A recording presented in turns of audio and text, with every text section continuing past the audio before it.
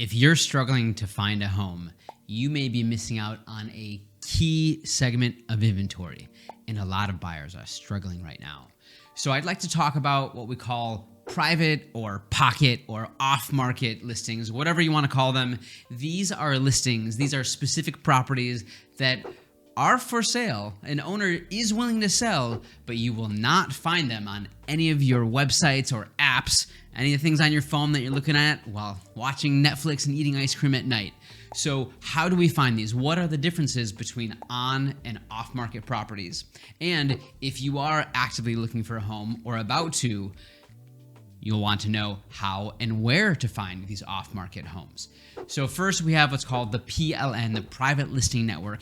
You need to be working with a real estate agent in order to get access to this. These are listings that are on the listing service, the MLS, the multiple listing service, and shared with other agents, but are not on any of the sites.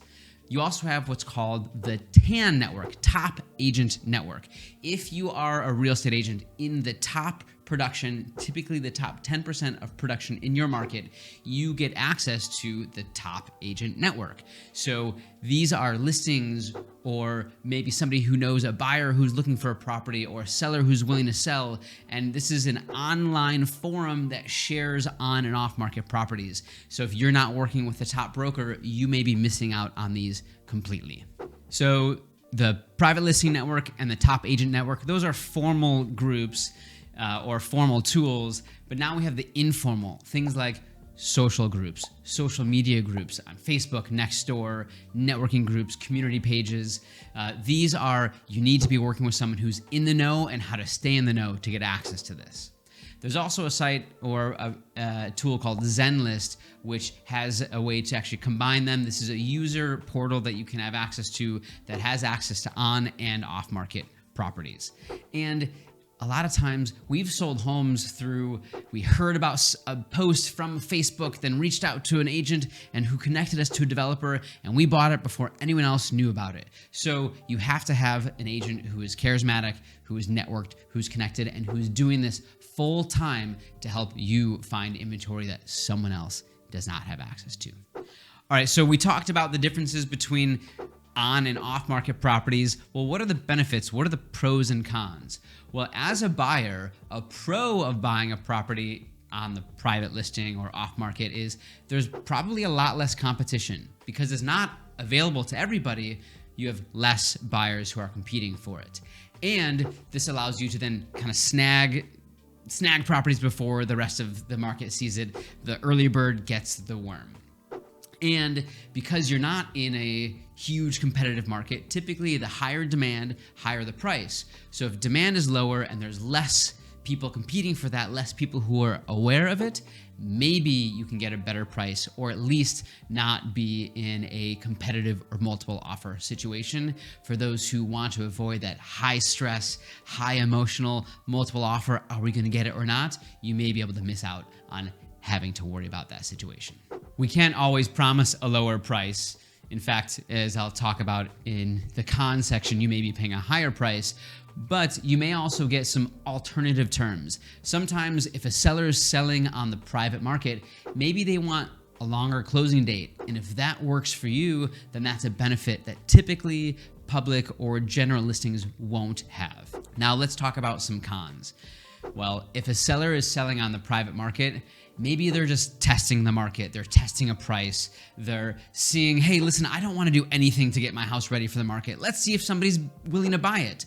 So a con is you may have less motivated sellers or properties that really aren't ready for market yet. Naturally, if a seller is on the private market because they're testing the market, you may have a potentially higher price point because one, a seller's not willing to negotiate because, hey, we're not even on the market yet, so why should we reduce the price? Or the only reason they're doing the private market is because they want to test a higher price. So even though you have less competition, you may need to be prepared for higher pricing. Now, even though there's a con that some sellers on the private market may be less willing to negotiate, in a low inventory market, which we happen to be right now while I'm recording this video, or anytime you have a new listing, you may still see that for new listings anyway, so there may be no way to avoid that con, at least in this market. In addition to some pros and cons on pricing, if you're buying a property on the private market, a buyer may need to be flexible on terms like a longer closing date or what's called a sale leaseback. Maybe a reason a seller is on the private market is they need a 6-month closing. They have a specific need where they need to be in their home for a longer period of time. And so the general public maybe can't do a longer closing, so they're on the private market to get that 1, 2, 3 buyers that are able to do a longer time, and you have to be willing to be flexible to meet those needs. With the private market, you also are going to have a lot more what we'll call limited data. Sometimes there are no photos at all, maybe just photos of the exterior, maybe just a floor plan. So it requires much more of a manual search. You can't search a lot of the criteria you can for public searches. So you have to be okay that you're dealing with kind of a scrappy bit of information. If you own your home and you're considering selling, you may want to explore an alternative way to sell and possibly get the best terms. You may be a candidate for private listing sale. So why would a seller want or even need to do an off-market or private sale? Well, there's some pros and cons of each. One pro is that when you go on the private market, you're able to advertise the property without accruing days on market. That way, publicly on all the websites, all the apps that are available now, it won't show how many days you've been trying to sell, and that could be a benefit to you.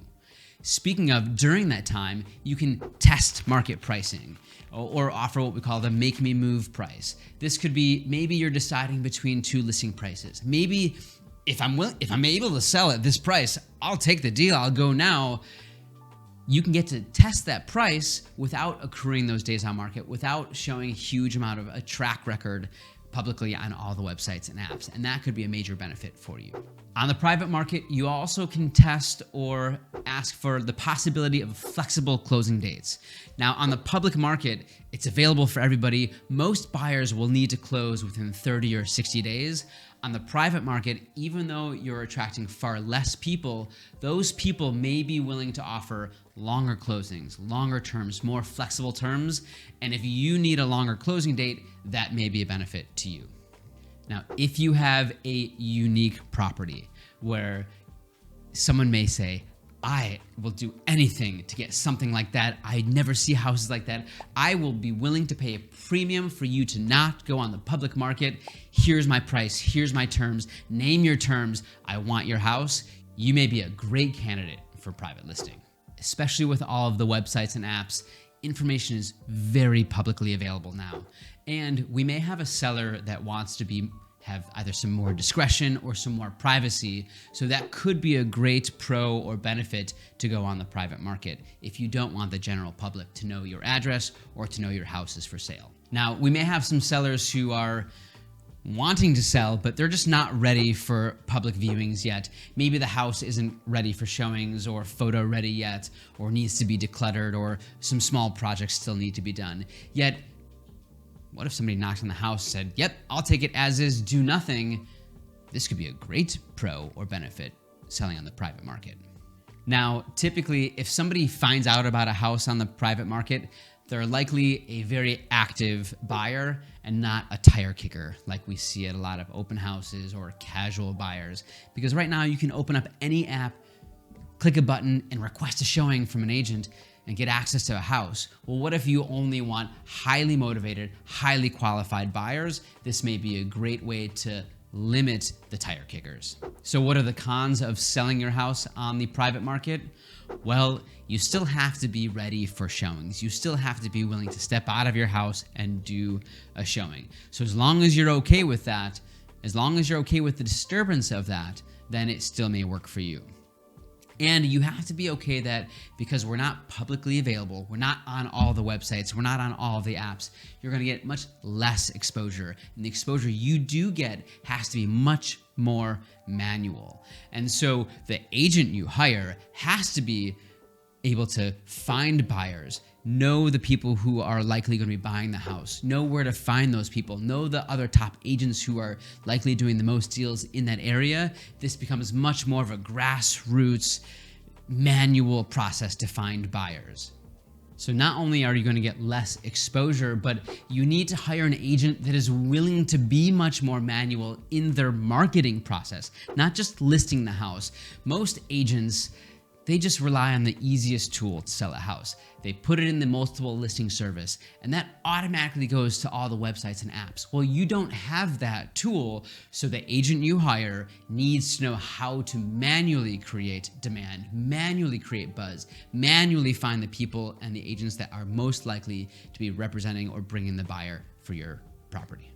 There's a lot to figure out if you would be a good candidate for the private market if you're buying or selling a home. So do the things, reach out, send us a message, leave a comment, and we'd love to help you navigate.